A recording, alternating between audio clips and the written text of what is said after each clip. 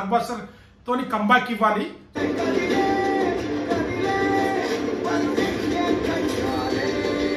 Release promo అయితే ఈ రోజు వచ్చింది.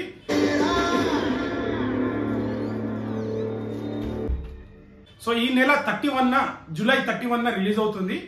ఈసారి ఖచ్చితంగా ఒక బ్లాక్ బస్టర్ రావాలి. సో అనుకున్నంత రేంజ్ లో అన్న మూవీస్ కంబ్యాక్ ఇవ్వలేకపోయింది. సో పవన్ కళ్యాణ్ గారి మూవీ 24 రిలీజ్ అవుతుంది, ఇది 31 కి రిలీజ్ అవుతుంది. సో ఈ రెండు మూవీలో ఏది బాగా హిట్ అవుతుంది అనుకుంటున్నారో కామెంట్ చేయండి. విజయ్ దేవరకొండ అన్న కొత్త లుక్ లో ఉన్నారు. సో ఈసారి మంచిగా కంబ్యాక్ మూవీ అయితే అవుతుంది. సో ఈ రిలీజ్ ప్రోమో చూసిన తర్వాత మీకు ఎలా అనిపించిందో కామెంట్ చేయండి.